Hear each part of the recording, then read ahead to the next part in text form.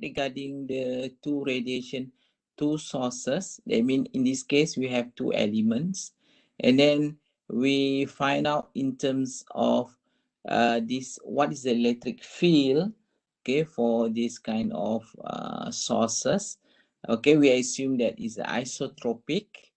Okay, and then we have a distance. So the most important thing here is the phase shift that we want to find out, your psi here. So the psi, it depends on your distance as well as what is the progressive phase that you excite through this particular itinerary beta here. Okay, so I show you when we have a d is to lambda over 2, and you can find the maximum and minimum as well. Okay, so and then from there you can plot this kind of radiation patterns. And the same thing, you know, that we have in terms of the antenna that we separated by lambda. Okay, the distance is a lambda. So once you solve all these equations, so you have 4 mean beams here for the lambda is equal for the distance. So that's why usually you don't want to have this d is to lambda, because of you are creating some more beams. So it's not good or in your applications that you want. And of course, if you put okay more the distance, you'll find out that your patterns is becoming more beams coming in. Okay, so that's why we can say that sometimes so you are increasing in terms of the number of beams and loops happen in this particular kind of antenna. So usually the optimum one that we can have, the distance is equal to 2 lambda or lambda over 2. That is enough. You have to have your distance. If you are doing the antenna array, so you have to make sure that the distance between the elements that you are getting is roughly about half wavelength. Okay, and then we put into the array how we want to have in terms of 4-point sources. Okay, so how you want to get the radiation pattern for the 4 elements here, where you can group it. Okay, you group it, let's say element 1 and 2 into X. Okay, and then you group another 3 and 4 is to Y. So from here you have to find out what is the pattern for this particular X, and you have to multiply with the total pattern from the group X and Y. So because we know already all this, okay, we learn here. Okay, we learn how is it the group pattern. Okay, if you have a 2 elements before, right? So once you have that, okay, so you can have the final group final radiation pattern for the 4 elements array here. See, so you have the same, you have still the direction in the 90 and the 100 270, but you have some minor lobes here. So this one is actually is a combination between elements multiply with a group pattern for this particular here. So the resultant pattern actually is a unit pattern. You have to multiply with a group pattern of this. So you can see that you have you can find the radiation pattern from this particular antenna. The same thing if you have, in this case you have 8 points. It's not moving here, I don't know. Okay, now moving. So you have a pattern multiplication of 8-point sources. So it means that you have number of elements here is 8. Okay, you put it into of the array, and the distance between the elements as well is the same, lambda over 2. So from there you can group, let's say 1, 2, 1 group. So you got the pattern for X. 3, 4, another group. So you can get pattern for that 5, 6 another group, and 7, 8. So because you know already, when you have a 2-point sources with a distance of lambda over 2, you can get the radiation patterns, or where the radiation patterns look like the number 8, right? So it means that you try to find out this particular group, and then after that you look in terms of what is the pattern for 3 and 4, and then from 1 and 2, so you consider this one as the x, and 3 and 4 y, so you try to find out what is the pattern for x and y. Okay, so with a distance of lambda. All right, instead of you have a lambda over 2, so now you have a lambda, we did already, and 2 lambda as well. And what happens if you have the 4 lambda? So you can find out later on later on.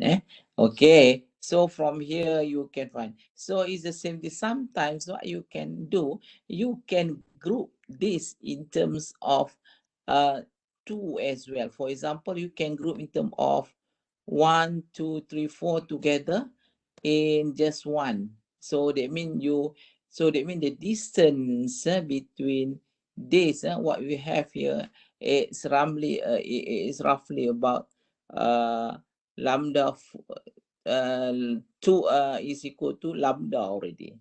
So you can have lambda. So you can have into a 1, 2, 3, 4 one groups, and another one is another one. You also can do that kind of multiplication as well. But usually we start with 2 elements, so that is easier because we know already what is the pattern for this particular 2 element source. Okay, the same thing I put it here, and then you have, so at the end you can find out what is the total radiation pattern for this. Remember, this one is half wavelength. If the distance is different, so you have to start from the beginning. Okay, so what we have here, pattern multiplication can be written as E total is to single elements. What is the distance multiplied by the array factor for that? Okay, so this one I just show you to do some derivation. I think you can have a look in terms of this particular radiation pattern. Okay, so we find out in terms of array factor of this. When I just show it to you in terms of n is to 2, n is to 3, how it looks like for it. So you can see that when n is equal to 2 here, n is equal to 2, we know that we have a maximum at 0 here. And then we also have another one here at 2 pi. 2 pi is because from our n is equal to 2, okay, so we can plot in terms of these radiation patterns. Right, so and then the same thing for n is to 3, so you got this. And you can see that you have a major lobes here, okay, 2 major lobes here at pi 0 and 2 pi. And n is equal to 4, you see that we have a major lobe here, 0 to 2 pi here. Okay, so I just want to show you here, okay, if you want to have your antenna in a broadside, now you have to differentiate. If you talk about your antenna in the broadside or in the end fire. So in broadside, it means that you are having your antenna here. So the radiation is coming from here. If you are talking about here, your antenna, or here, so this is the end fire array. So you have to make sure that you know, you have to differentiate between your array, your radiation, whether you want to have your radiation in the broadside or you want to have radiation in the end fire array. Okay, so for the broadside, we know that your beta is equal to 0, and this we assume as the distance between the two elements is lambda over 2, and then you substitute into all these equations and so on, so you will get from whatever that I did before. Okay, so you can see that we have the, because this one maybe the radiation is here, 90 degrees is here, so the radiation is coming from here. Okay, if you are putting like this, so we have like this, so duration is the same thing, 90 degrees as well. So 270. So we still have this one is the same. So it means that here the element is putting here, right? So in this direction, so that you can have a broadside directions here. The same thing as before. The only thing is that the orientation is different. Okay, right. The same thing if you look in terms of end fire. End fire array means you need to have your theta is equal to pi 180 or 0. So let's say if we took beta is equal to 180 with the same distance, so you can just put into these equations and you can find out if you have this, you see. Okay, so this is your radiation patterns that is obtained from the end fire radiation. So it looks like it's almost similar, but you see that. Okay, so your antenna is here. So it's here. Okay, so this is all your antenna. So it looks like the antenna is in this end fire array. So that means that you have a theta m is to pi maximum and theta pi is equal to 0 here. So you see that in the z directions here we have. So what you can see that the direction is more toward the end fire of the antenna itself. So the same thing, you find out your theta nulls and theta max here. So you need to look whether what is the question. If the question asks you in terms of end fire rate, make sure that you have to make sure that your beta is equal to pi. Okay, so this is just an example of this end fire array when we have in terms of this one is a broadside, okay, n is equal to 3, and then this one is n is equal to 3. When you talk about the end fire array, you put into all these equations and then you can plot the radiation pattern for this particular antenna that you want. Okay, so this is one n is equal to 4 for broadside, and this is also in terms of n. So now we want to look in terms of this geometrical of an element linear array. So I think I show it to you. So you have more on the number of element 1 to n, and then after that I think I show it to you. So this is the phasor diagrams. So the n elements. All right. So you look into array factor, and then you multiply by this array factor. At the end, you find out that your array factor is equal to this sine n psi over 2 psi over sine psi. Okay, if you normalize to n, so and then you have your psi tend to 0, so you can have sine n psi over 2 over n psi over 2. Because if your psi is small, so you can have like a small value, so it's equal to psi over 2 as well. Sorry, I switched on the aircon just now and it looks very hot. Okay, anyway, all right, it's because I'm in UTM at this moment. All right, so psi is 2kd. So it means that your psi is a phase. Phase shift is 2kd cos theta plus beta. Beta is the progressive phase shifts that you excite throughout your current here. Okay, so you can have this lah question, and then from there you can find in terms of what is the array factor normalized. So you can see that if you want to find the nulls, you have to assume that this is equal to 0. If you want to have a maximum, so that is equal to 1. So in this case, if you want to find what is the position of the nulls here, so it's the same thing. You will get the same thing that we did before. And this is basically the Journal's equations.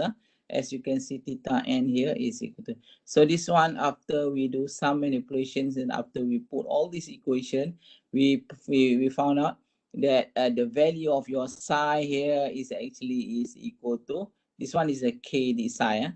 Psi is to kd cos theta n. Theta, we talk about n is null here. So this is because we want to find out. So this is a general equations for the theta null here, where we can find out lambda, you know, d you should know, beta you should know, okay, n is number of element n is to 1, or this is number of element n, your element of your antenna here, n is equal to 1 to n 2 4 and so on.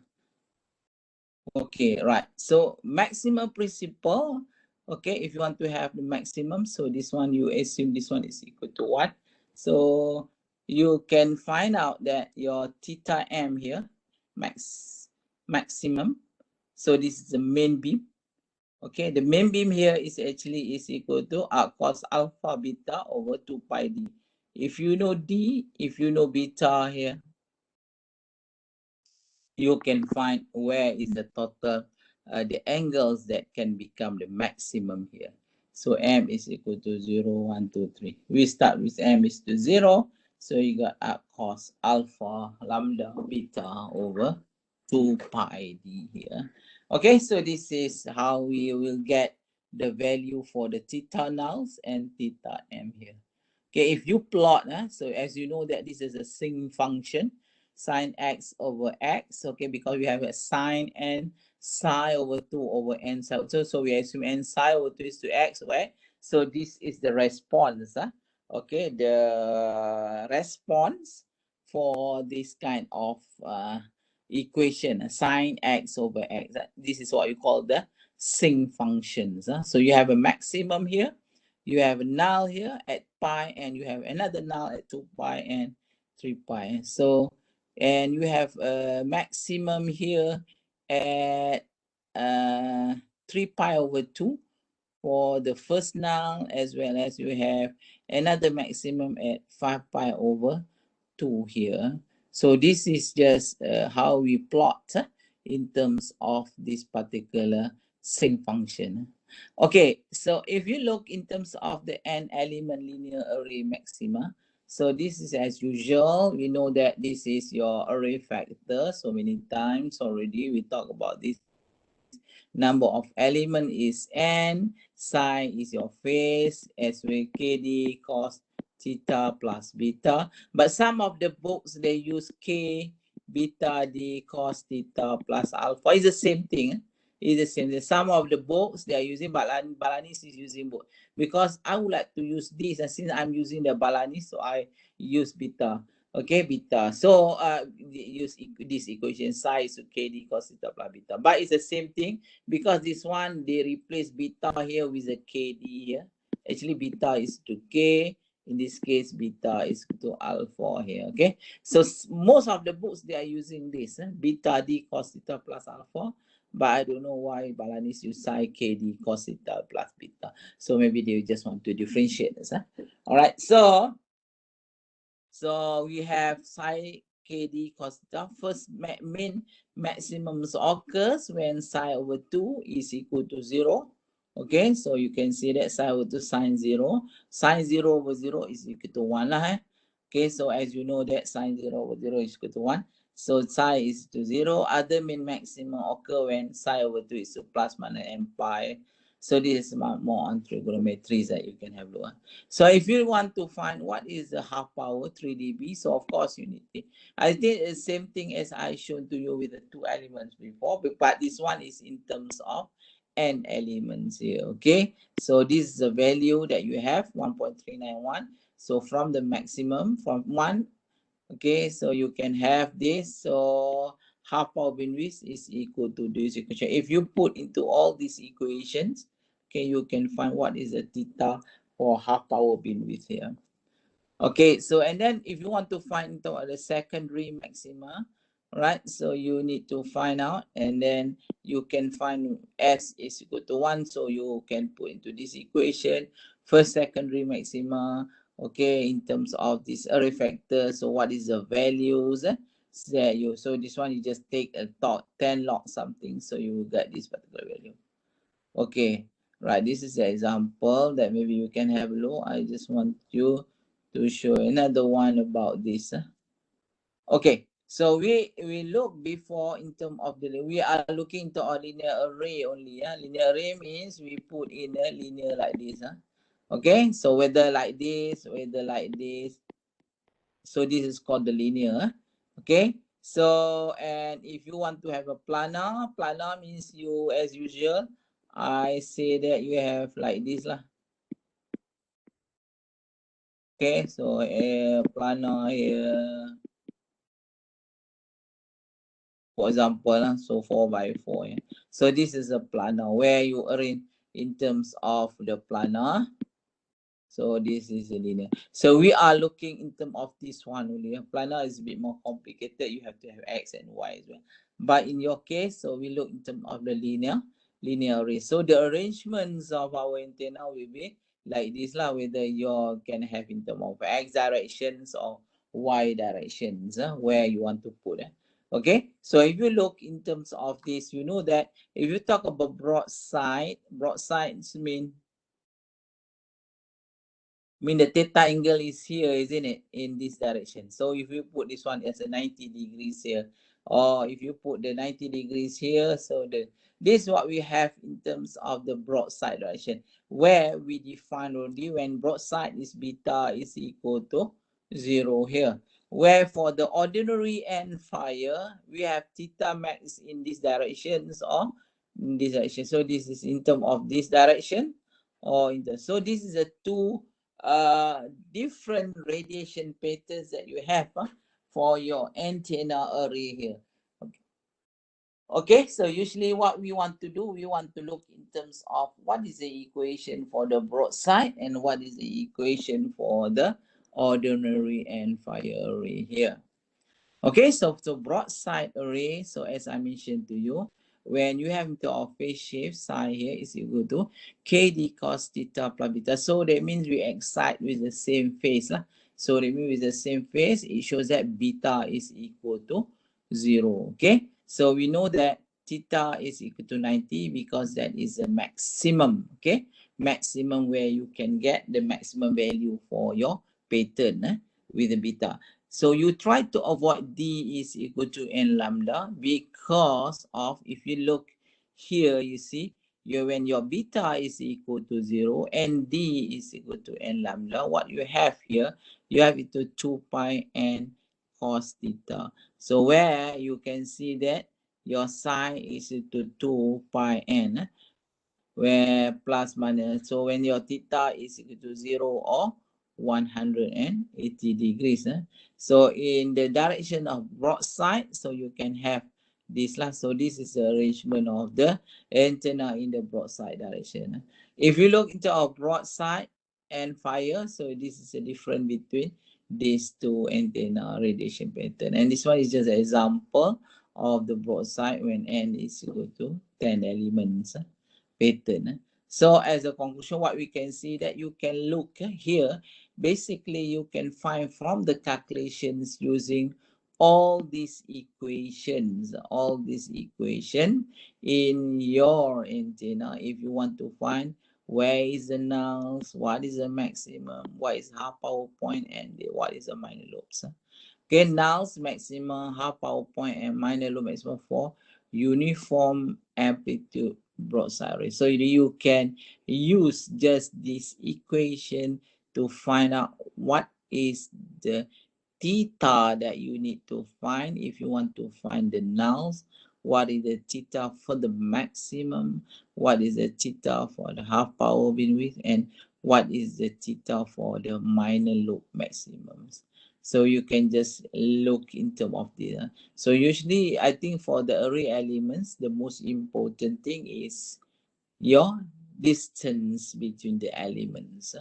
I think this is the most important thing on your arrangement of the array. Okay, so this is the beamwidth. Personal beamwidth. Okay, you can find some of the beamwidth as well. Half power beamwidth.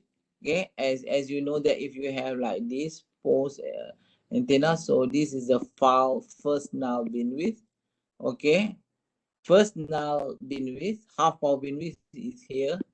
Okay, as you see, so this is a, maybe it's a 3 dB here or half power. First side lobe beamwidth, and so this is your first side lobe beamwidth. Okay, so this is your first side lobe beamwidth. Okay. Okay, for that is we consider in terms of the broadside.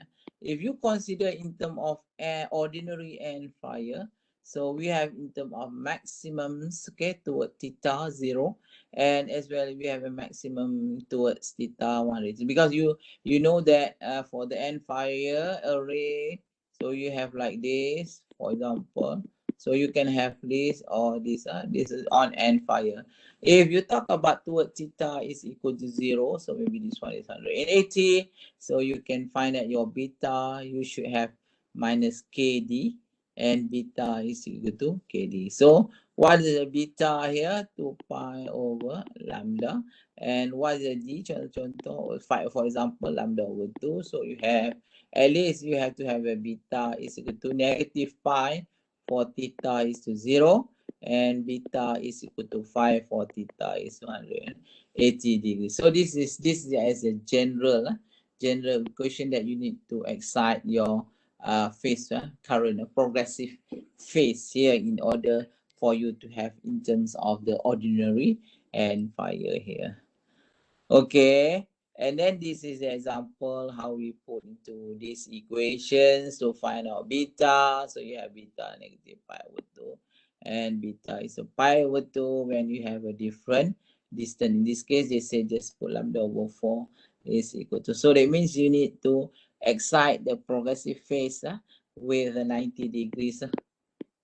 Okay, 90 degrees here or pi over 2. Okay, so you can see that this is a pattern for theta and 180 degrees. Okay, so this is a refractor pattern of 10 elements. So it's just an example here. Okay, so this is an example. Okay, ordinary and fire only in one direction when D is less than lambda 2. When D is equal to lambda over 2 and fire in both direction. Remember, when lambda over 2 and fire in one direction back and maximum towards two other direction, and when D is to lambda and fire in both direction, and we have a broadside as well. So this is just in terms of and then how you want to get this particular, so you can use this equation for end fire array to find the nulls, maximum, half power, and minor lobes of this antenna. And the same thing for the beam width, okay, first side lobes and so on.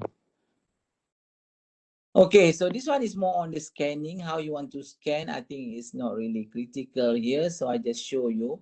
You need to find a beta here is equal to minus KD. This is the most important thing for the scanning array, where you need to have a beta, because you need to know the difference between the broadside and fire as well as scanning array. For the scanning array, you need to find out your beta is actually is equal to negative with KD cos theta 1. Okay, so you scan here, okay? So you can scan the beam. Okay, all right. So this is just they put into all different Hansen wood and fires array here. Okay, that one is not important. The most important thing in this topic, you know what is the difference between the broadside and what is the difference between the end fire array. Okay, so if you look in terms of the grating loops, the grating loops actually is where you have major band loop here, major loops. Actually, for a side loop, it's getting increasing.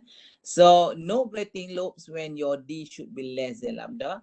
When you have D, the distance between the two elements here, you see, when the D is greater than lambda, lambda is your operating wavelength, so you are creating another grating loops here. Okay, or as a general, you can see that you have D over lambda not should, okay, equal to 1 over 1 plus sine theta. For the given scan direction, a grating lobe will begin to appear in the end fire direction at theta is 183. Grating lobe reduces the array's ability to focus the radiation in a specific area of this angular space directly and are undesirable in the antenna pattern. The spacing between the adjacent elements should be less, okay, than the distance defined in the above equation. So these are in general. Okay, so usually we need to have that. Okay, if you talk about the directivity, so many times we talk about the directivity. The directivity is actually you want to find how the radiation focuses in a certain direction for your antenna array here. Okay, so as usual, you know that the directivity is equal to U max, the intention radiation intensity maximum over the certain with the value of your average value of U naught radiated here. Okay, for the broadside here, you see, so we have the array factor as we mentioned before. For D is less than lambda, so that one we are not creating any grating loops here. So you find out, okay, after you simplify, you got the intensity, and you find out your D naught is equal to 2 n multiplied by D over lambda. N is your number of elements. So this is the directivity here. So if you use L, L is actually is the length as I show it here. And here L is to n minus 1 multiplied by D. So you can find that D naught is 2n D over lambda. And then if you put into this equation, you find out 1 plus L over D. For L is greater than D, so it means that D naught actually is equal to, at the end, you have 2L over lambda. L is the length of your elements here. So if you know L, for example, if you have number of elements is to 4, and D is to lambda over 2, you know that your L is to 3 multiplied by lambda over 2 here. So it's a 3 lambda over 2. So the length is a 3 lambda over 2. So directivity is 2L 3 lambda over 2 divided by lambda. So you have 3 here. Okay, so this is the directivity. Okay, so for on fire ray, so you can find the directivity as well using this. So you can see that is the same thing. You see, the difference is you have 4n here, and L is the same thing. So you can see that you have 4L multiplied by lambda. Okay, so 4L, let's say for the same thing, you have L is actually equal to number 4 minus 1, D is lambda over 2. So you have a 3 lambda over 2. So you put into this equation 4L is 3 lambda over 2 over lambda. So you have 6. 6. So before that, you only have how many? 3. So it's a double for this particular end fire radiations and fire array radiation patterns.